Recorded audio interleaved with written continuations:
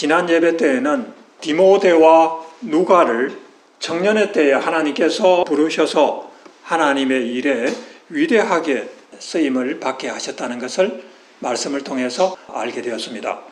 디모데 같은 경우는 소아시아 루스드라 지역에서 자란 디아스포라 가정에서 자라났는데, 디모데는 충성되고 신실한 바울의 제자로서 교회와 선교 사역에 전심으로 헌신하는 하나님의 일꾼으로 쓰임을 받았습니다. 그리고 누가는 이방인으로서 의사라는 그 전문직 속에서 하나님의 부르심을 받아서 바울의 제자가 되어서 선교에 헌신을 하였고, 그리고 과학적인 소양을 가지고 있는 전문가로서 자료를 분석하고 그 역사적인 것들을 조사해서 누가복음과 사도행전이라고 하는 큰 업적을 남긴 하나님의 일꾼이 된 것을 보았습니다.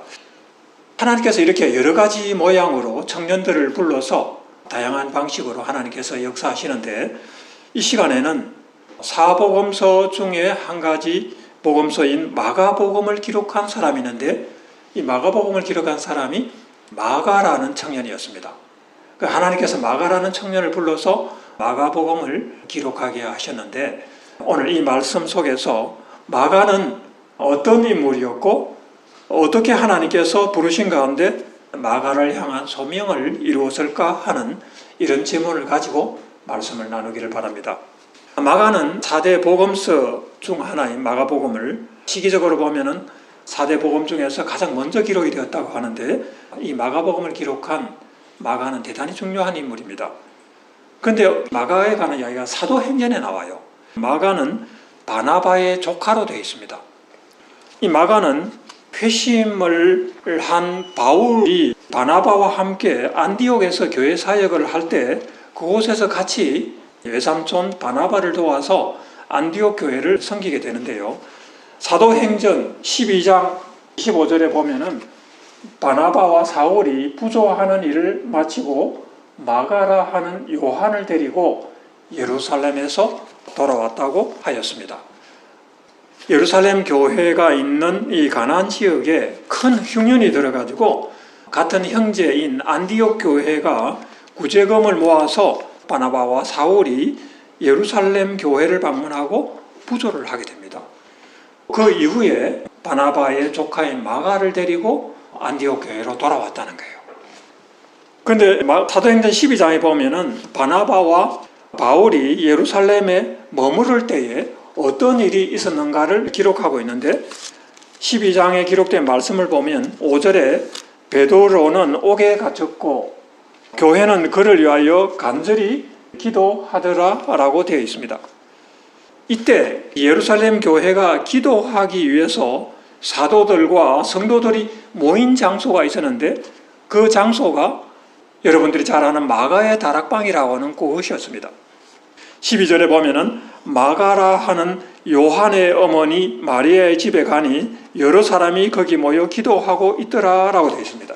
여기 보면은 마가라고 하는 요한이라고 그랬는데, 이 마가의 원래 이름은 히브리 이름으로 요한이에요. 근데 요한인데 헬라식 이름으로 할 때 마가라고 한 거예요. 마가, 마르크라고. 그래서 마가복음은 히브리 청년 요한이라는 사람이 기록한 성경이에요. 그런데 마가가 어린 시절 자라난 곳이 마가의 다락방이라고 하는 곳인데, 그 어머니가 그 집의 주인인 거예요. 그래서 그 어머니가 기도의 처소로 예루살렘 교회를 위해서 장소를 제공하였고, 사도들과 제자들은 늘 마가의 다락방에 모여서 함께 기도하고 의논하고 하는 그런 일들을 하였던 것입니다. 이렇게 마가가 태어나서 자란 배경을 보면은 그 어머니가 기도하는 어머니였다는 것을 알게 돼요. 그 어머니는 교회를 위해서 자신의 집을 기도하는 처소로 내어주는 정도로 대단히 헌신적이었고, 그리고 상당히 부유한 집이었던 것 같아요. 마가는 이렇게 기도하는 어머니, 그리고 상당히 부유한 집에서 자라났던 것입니다. 이 마가의 다락방은 초대 예루살렘 교회의 중심으로서 예루살렘에서 기도하는 곳으로 성령 강림의 역사가 일어났던 것도 바로 이 마가의 집, 그 마가의 다락방이었던 것입니다. 그리고 마가는 어머니가 이렇게 훌륭했을 뿐 아니라 그 주변에 아주 훌륭한 분들이 많이 있었어요. 마가의 외삼촌, 즉 그 어머니 마리아의 오빠인지 동생인지 모르겠는데 그 외삼촌이 바나바였습니다. 그래서 사도행전 11장 24절에 보면은 바나바는 착한 사람이요 성령과 믿음이 충만한 사람이라고 말하고 있습니다. 그리고 사도행전 4장 35절 36절에 보면 바나바라는 사람의 이름은 원래 요셉인데 구브로 출신의 유대인 디아스포라였습니다. 유대인으로서 교회가 흩어질 때 구브로, 지금 키프루스 섬이죠. 키프루스라고 하는 그 섬에 가서 생활을 하고 있었던 유대인 디아스포라로서 대단히 부유한 사람이었던 것을 알 수 있는데 그가 밭이 있음에 그 밭을 팔아 그 값을 가지고 사도들의 발 앞에 두니라라고 기록이 되어 있습니다. 예루살렘 교회가 성장하고 많은 사람들이 회심하고 교회에 돌아오는 상황에서 가난한 사람들이 많이 있었습니다. 그때에 교회가 이 가난한 사람들을 위해서 재물을 나누었는데 바나바가 앞장서서 자기의 재산을 팔아서 교회를 위해서 헌금하였다는 그런 말씀이죠. 이렇게 믿음과 성령이 충만한 바나바는 이러한 구제를 하였을 뿐 아니라 안디옥 지역에 교회가 세워졌을 때에 디아스포라 성도들이 이제 안디옥으로 많이 가게 되었어요. 예루살렘을 떠나서 안디옥에 많이 가게 되었는데 예루살렘 교회에서 그 안디옥 교회를 섬길 목회자로서 바나바를 파송합니다. 바나바가 믿음이 충만한 성령이 충만한 사람이었기 때문에 바나바를 보내서 교회를 이끌어갈 수 있도록 지도자로 파송을 하였습니다. 그리고 바나바가 안디옥 교회를 섬길 때에 바울이 교회를 핍박하다가 예수님을 만나죠. 다메섹으로 가는 길에서 예수님을 만나서 회심을 하게 되는데 회심한 후에는 바로 교회에 합류를 하지 못합니다. 왜냐하면 사도들과 성도들이 사울을 견제하고 싫어했기 때문에 교회에 들어오지를 못하죠. 그때에 바나바는 자기 고향에 가 있었던 다소에 가 있었던 바울을 찾아가서 바울을 초청을 해서 안디옥 교회에 와서 사역을 하게 합니다.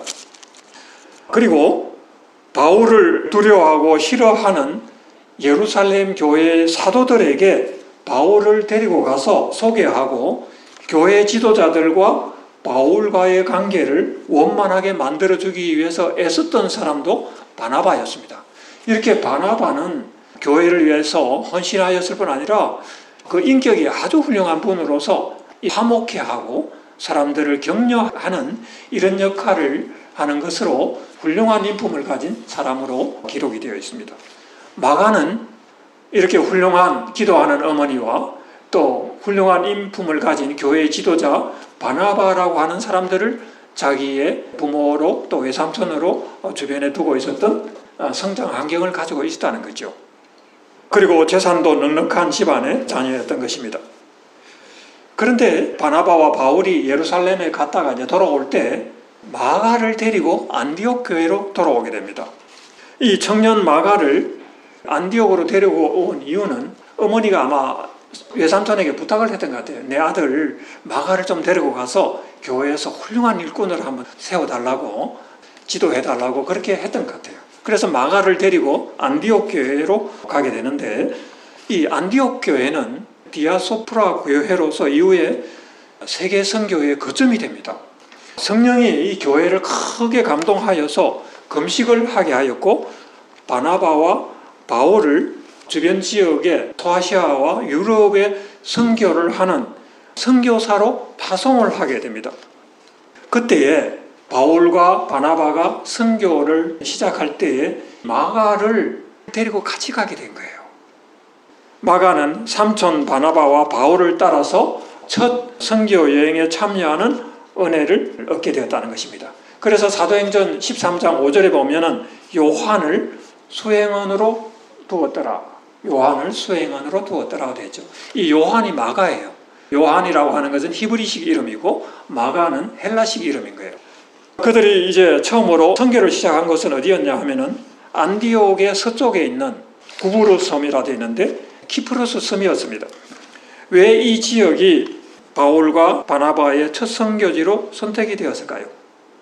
생각해보면 그 배경이 있습니다. 이때만 해도 안디옥 교회 지도자는 바울이 아니에요. 바나바가 지도자입니다. 그리고 이 선교의 팀장도 바나바였습니다. 그래서 바나바의 의견이 반영이 되었습니다. 바나바는 구브로가 자기의 고향이었고, 그리고 구브로 지역, 키프루스 지역의 총독 서기오라고 하는 사람이었었는데, 이 서기오라고 하는 총독이 바나바의 친구였습니다.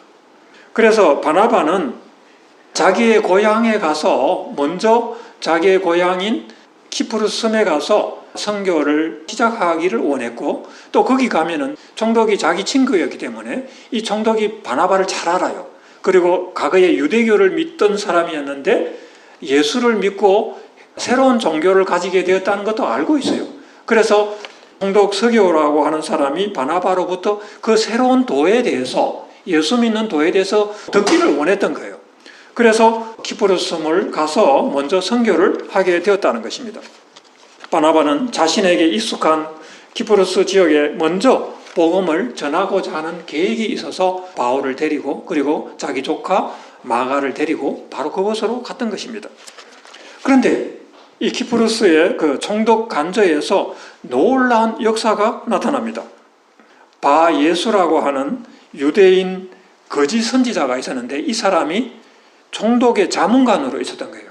바울 일행이 이 총독에게 복음을 전하고 예수에 대해서 소개를 하니까 이 유대인 거짓 선지자 바예수라는 사람이 방해를 하는 거예요. 그 예수 믿으면 안 된다고 그러고 막 방해를 하는 거예요. 이때 바울이 아주 성령이 충만해서 바예수, 유대인 거짓 선지자를 꾸짖습니다. 너 마귀의 자식아, 옳은 길을 굳게 하는 의의 원수야 라고 말하면서 주의 손이 너의 눈을 보지 못하게 할 것이라고 예언을 합니다. 그런데 그 예언이 있자마자 바예수라고 하는 유대인 마술사는 눈이 가리워져 가지고 앞을 보지 못하게 돼요. 놀라운 역사가 나타난 거죠. 그래서 이 바울을 통한 하나님의 능력이 나타나기 시작합니다. 이러한 모습을 보고 놀란 총독은 바로 예수님을 믿게 됩니다. 야, 예수님 정말 대단한 그 메시아의 능력을 가지고 있는 분이구나. 그래서 예수를 믿게 돼요. 그리고 복음을 받아들입니다. 이 사건 이후에 바울은 드디어 선교의 주역으로 등장을 하게 되죠. 이제는 바나바와 사울이 아니라 바울과 바나바, 바울과 그 동행하는 사람들로 나오게 됩니다. 바울이 주역이 된 거죠. 그래서 이제 바울 일행은 그 이후에 이 키프루스 섬, 즉 구브로에서 배를 타고 터키의 남쪽, 소아시아 남쪽 지역의 버가라고 하는 지역으로 갑니다. 그런데 버가에서 사건이 일어납니다. 외삼촌 바나바를 따라서 그곳으로 이제 선교를 위해서 소아시아 지역으로 갔는데, 그곳에서 마가가 믿음에서 넘어지게 됩니다. 좌절을 하게 되는 사건이 일어납니다. 사실 마가는 외삼촌을 따라왔지만 이방인 선교에 대한 큰 헌신이 없는 사람이었어요. 그 당시만 해도 믿음이 크게 성장한 상태도 아니었고, 단지 외삼촌 바나바를 따라서 어머니가 권유를 했기 때문에 외삼촌을 따라서 동행을 한 것인데, 구브로 섬에서 그런 역사가 일어나고 바울이 이제 지도자가 되어서 이제 선교가 이루어지는 이런 모습을 보면서 외삼촌한테도 좀 실망을 했고, 그리고 바울을 그렇게 좋아하지 않았던 것 같아요. 그래서 버가에서 나는 더 이상 선교를 동행할 수 없습니다 하고 돌아가 버립니다. 그래서 거기에서 배를 타고 가이사라를 거쳐서 예루살렘으로 그냥 돌아가 버려요. 이게 무슨 일입니까? 이 성경에 보면은 바울의 선교 여행이 얼마나 중요합니까? 하나님께서 이제 이방인 선교를 시작해서 바울과 그 일행을 통해서 놀라운 하나님의 그 선교 역사를 펼쳐나가는 그 선교팀에 마가라고 하는 청년이 초청을 받아서 이 동행을 하게 됐는데, 그 기회를 스스로 뿌리쳐버린 거예요. 자기의 믿음이 준비되지 않았기 때문에. 그렇게 바울의 그 선교팀에서 떨어져 나가서 다른 길을 가게 되는 상황이 왔던 것입니다. 이것은 바울의 신기를 대단히 건드렸습니다. 사도행전 15장 39절에 보면 이 문제 때문에 2차 전도 여행을 할 때에 바울과 바나바가 아주 심히 다투었다고 되어 있습니다. 바나바는 그래도 자기 조카 마가를 같이 데리고 가려고 했고, 바울은 강직한 사람이었기 때문에 그런 사람 데리고 갈 수가 없다고 해가지고 이 바나바와 바울이 심히 다투었고, 그래서 바울과 바나바는 거기에서 결별을 합니다. 바울은 실라라고 하는 또 다른 제자를 데리고 선교를 하게 되죠. 그리고 바나바는 마가와 함께 구브루섬, 키프루섬으로 가서 일을 했다고 그렇게 되어 있습니다. 그 이후로 더 이상 사도행전에서 바나바는 사라져버립니다. 마가는 여기에서 큰 좌절을 경험하였습니다. 좋은 믿음의 가정에서 성장해서 최초의 이방인 선교에 동참하는 기회를 얻었지만 자신의 믿음이 준비되지 않는 상황에서 하나님의 부르심에서 떠났고, 그러므로 인해서 마가는 큰 좌절을 경험하죠. 여러분은 어떻습니까? 하나님이 여러분의 삶을 인도하시고 하나님께서 여러분을 소명 가운데 부르시는데 여러분이 연약하고 또 믿음이 부족해서 어떤 경우에는 좌절을 하기도 하고 믿음에서 좀 떨어지기도 합니다. 그래서 그러한 모습을 보고 스스로 절망하고 낙심하는 그런 경우도 있습니다. 그러나 하나님께서는 이런 마가를 그냥 이 연약한 모습 그대로 버려두지는 않았습니다. 그 이후에 마가는 어떻게 되었을까요? 예루살렘으로 돌아왔겠죠, 그죠? 예루살렘으로 돌아온 후에 아마 어머니 마가의 다락방, 자기 집에 가서 어머니 마리아를 만났을 것입니다. 그 어머니 입장에서 보면은 자기 남동생 바나바에게 자기 아들을 맡겨서 내 아들을 교회 일꾼으로 성숙한 하나님의 사람으로 키워달라고 부탁을 했는데, 그래서 안디옥을 가서 안디옥에서 이제 선교 여행을 떠난다는 그런 소식까지도 들었는데, 이렇게 집으로 그냥 돌아온 자기 아들 보면 얼마나 마음이 아프고 또 실망하기도 하고 그랬을까요? 기도하는 어머니였기 때문에 그 아들을 위해서 굉장히 마음이 아파서 많은 기도를 했을 것 같아요. 내 아들 하나님께서 좀 바른 길로 인도해 주십시오. 교회를 위해서 크게 쓰임을 받는 그런 하나님의 사람으로 세워주십시오 라고 많은 기도를 했을 것 같아요. 그리고 이 마가의 다락방에는 늘 예루살렘 교회 지도자들이 왕래하는 그런 곳입니다. 거기에는 베드로도 출입을 하였고요. 그리고 예수님의 동생 야고보는 예루살렘 교회의 지도자였습니다. 예수님이 성천한 이후에 물론 베드로라고 하는 수제자가 있었지만 교회는 오히려 야고보를 더 높은 지위에 두고 예루살렘 교회의 지도자는 야고보라고 되어 있습니다. 그래서 야고보라든지 그리고 요한 같은 인물들이 늘 그 마가의 다락방에 와서 의논도 하고 또 기도도 하고 그런 모습이 늘 볼 수 있는 곳입니다. 그래서 사도들은 이 마리아의 아들 마가를 잘 알고 있었습니다. 그런 가운데 아마 어머니 마리아는 베드로 사도에게 아마 이런 부탁을 했던 것 같아요. 내 아들이 지금 안디옥에 가서 선교 여행을 하다가 돌아왔는데 베드로 사도님, 내 아들 좀 다시 맡아주십시오. 내 아들을 교회의 일꾼으로 좀 성장할 수 있도록 도와주십시오 라고 부탁을 했던 것 같아요. 그래서 마가는 그 이후에 베드로와 동행을 하는 것으로 성경에 나와 있습니다. 그리고 또 역사가들의 기록에 의하면 마가는 베드로의 제자로서 베드로의 통역관으로서 베드로가 활동하는 곳에 가서 늘 동행한 것으로 되어 있습니다. 베드로전서 5장 13절에 보면은 마가를 내 아들 마가라고 부르고 있습니다. 마가를 아들처럼 생각했다는 거죠. 물론 그것은 애정의 표현이겠지만 베드로가 마가를 자기의 제자로 또 예수님을 따르는 예수님의 제자로 헌신시키고 영적인 아들로 삼았다는 것을 말합니다. 그리고 마가가 베드로를 따라간 것에는 상당히 중요한 또 배경이 있습니다. 베드로는 예수님과의 관계에서 어떤 면이 있습니까? 예수님을 3번 부인한 좌절의 경험이 있잖아요. 예수님께서 십자가로 가는 길에서 예수님을 3번 부인하고 스스로 얼마나 자기가 예수님을 따른다고 고백을 했지만 자기 자신의 모습을 보고 절망했던 그 베드로의 가기의 아픈 추억이 있습니다. 근데 마가도 비슷한 경험을 한 거예요. 마가도 이렇게 선교 여행을 따라갔다가 자기가 준비되지 않아서 돌아온 그런 경험도 있고, 또 마가는요, 마가복음 14장, 자기 스스로가 기록한 마가복음 14장 50절, 51절에 보면은 이런 말씀이 기록이 되어 있어요. 제자들이 다 예수를 버리고 도망하니라.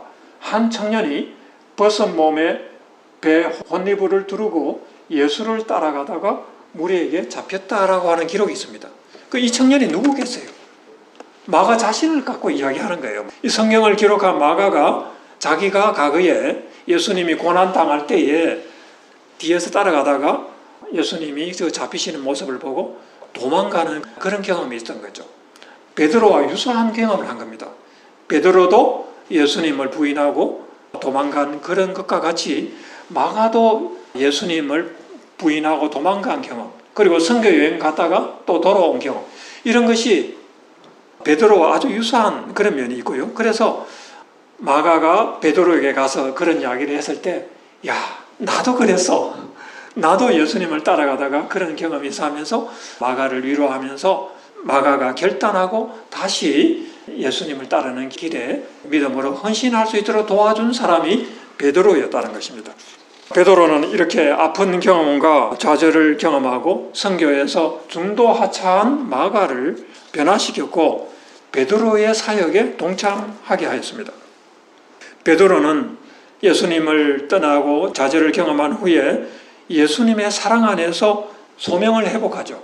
예수님께서 베드로를 만나서 네가 나를 사랑하느냐?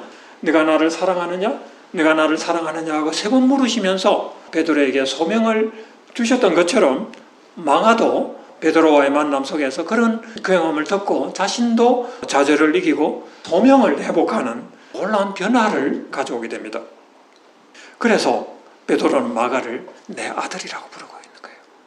나와 너무나 닮아있다. 그래서 베드로를 닮은 아들이라고 부르고 있는 것입니다. 마가는 이런 베드로와의 만남과 그 교제를 통해서 많은 예수님의 이야기를 들었습니다. 그래서 그것을 바탕으로 해서 마가복음을 기록한 것입니다.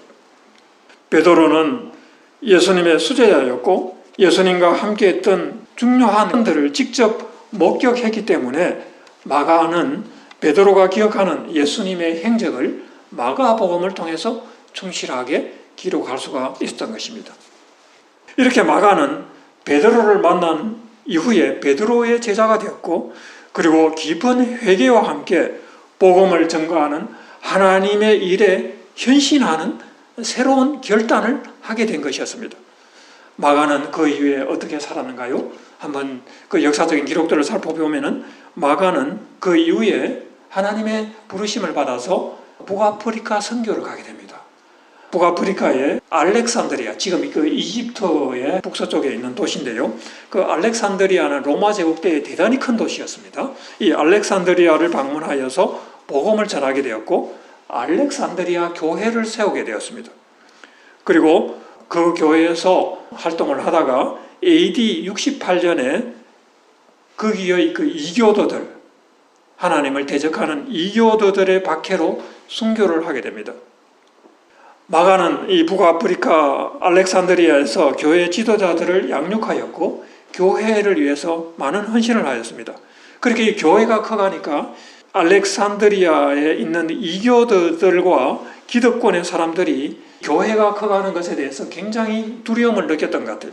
그래서 AD 68년에 성도들이 부활절 행사를 치를 때에 이교도들이 또 다른 축제를 하면서 교회를 공격을 하게 됩니다.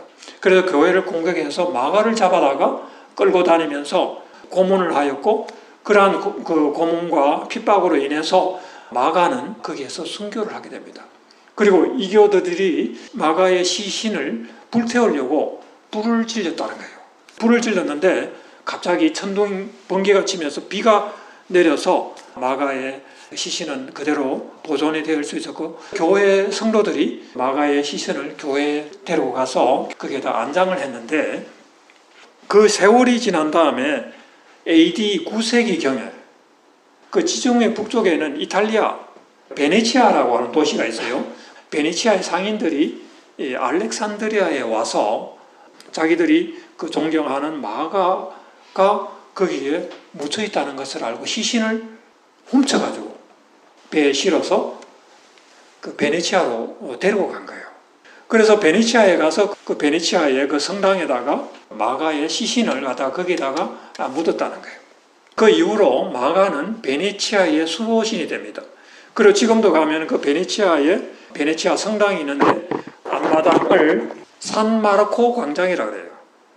세인트 마르크, 그러니까 마가를 기념하는 광장인 거예요. 베네치아를 한번 가보세요. 그 광장이 산마르코 광장이 되어 있는데 그 마르크가 마가를 말하는 거예요. 이렇게 마가는 교회를 위해서 큰 헌신을 하였고 베드로를 따라다니면서 베드로를 통해서 들은 그 복음의 이야기를 잘 정리해서 마가복음이라고 하는 놀라운 업적을 남기게 되는, 하나님의 부르심 가운데 하나님의 역사를 감당한 인물이 되었던 것입니다. 마가는 훌륭한 부모 어머니 마리아와 그리고 외삼촌 바나바라고 하는 배경을 가지고 있었고, 그리고 믿음의 가정에서 유복한 가정에서 성장을 했는데 예수님을 떠나서 도망한 추억도 있고 선교에서 좌절도 경험을 했고, 그러한 아픔이 있는, 청년 시절에 참 아픔이 있는 사람이었어요. 그럼에도 불구하고 이 좌절을 경험한 후에 베드로를 통해서 예수님을 따르는 제자가 되어서 아프리카 선교도 하고, 이 아프리카 선교가 얼마나 대단하냐면요, 지금도 이 아프리카에 가면 이집트에 곱터 교회라고 하는 교회가 있어요. 이 곱터 교회는 지금도 그 성도가 한 1,000만 명 정도 돼요.